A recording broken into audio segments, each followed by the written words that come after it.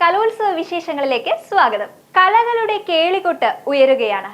തൃശൂർ ജില്ലാ കലോത്സവത്തിന് നാളെ കുന്നംകുളത്ത് തുടക്കമാകുന്നു.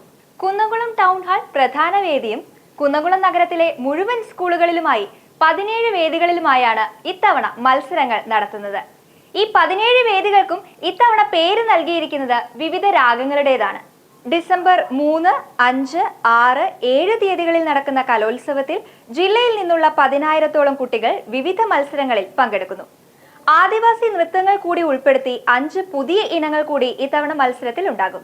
മേളയുടെ ഔദ്യോഗിക ഉദ്ഘാടനം ഡിസംബർ 5-ാം തീയതി വ്യാഴാഴ്ച രാവിലെ 9:30-ന് മന്ത്രി ഡോക്ടർ ആർ ബിന്ദു ടൗൺ ഹാളിൽ നടക്കുന്ന ചടങ്ങിൽ നിർവഹിക്കും. വിജയികൾക്കുള്ള സ്വർണ്ണ കപ്പ് വഹിച്ചുകൊണ്ടുള്ള ഘോഷയാത്ര ചൊവ്വാഴ്ച വൈകിട്ട് 3 മണിക്ക് കുന്നംകുളത്ത് എത്തിച്ചേരും. വിവിധ സ്കൂളുകളിൽ നിന്നുള്ള സ്വീകരണങ്ങൾ ഏറ്റുവാങ്ങിയ ശേഷം കുന്നംകുളം ബോയ്സ് സ്കൂളിൽ വെച്ച് നടക്കുന്ന ചടങ്ങിൽ സ്വർണ്ണ കപ്പ് ഏറ്റുവാങ്ങും. ചടങ്ങിൽ ജില്ലാ കളക്ടർ പങ്കെടുക്കും. പ്രധാന വേദികളിലെ പന്തലൊരുക്കങ്ങളെല്ലാം പൂർത്തിയായി. കുന്നംകുളം YMCA ഹാളിലാണ് ഭക്ഷണത്തിനുള്ള ക്രമീകരണങ്ങൾ ഒരുക്കിയിട്ടുള്ളത്. ഓരോ ദിവസവും 5000-ഓളം പേർക്ക് ഭക്ഷണം ഒരുക്കി നൽകുന്നതും ഇവിടെ നിന്നാണ്. എല്ലാ ദിവസവും പായസത്തോടെ വിഭവ സമൃദ്ധമായ ഭക്ഷണമാണ് നൽകാൻ ഉദ്ദേശിച്ചിട്ടുള്ളത്. ഇരിങ്ങാലക്കുട സ്വദേശിയായ മധു നന്ദിപുലത്തിനാണ് ഊട്ടുപുരയുടെ ചുമതല.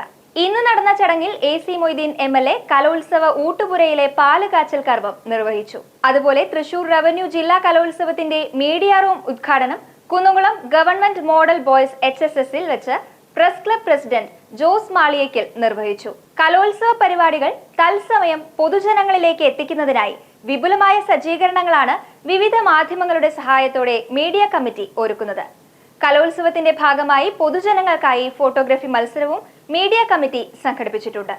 മത്സര ഇനങ്ങളിൽ വിജയികളായ കുട്ടികളുടെ ഫോട്ടോ എടുക്കുന്നതിനും മീഡിയകളുടെ പ്രവർത്തനങ്ങൾക്കുമായി കുന്നംകുളം ഗവൺമെന്റ് മോഡൽ ബോയ്സ് HSSൽ മീഡിയ പവലിയനും ഒരുക്കിയിട്ടുണ്ട്. എന്തായാലും ഫോൺ ഗാലറി കലോത്സവ വിശേഷങ്ങളുമായി വീണ്ടും കാണാം.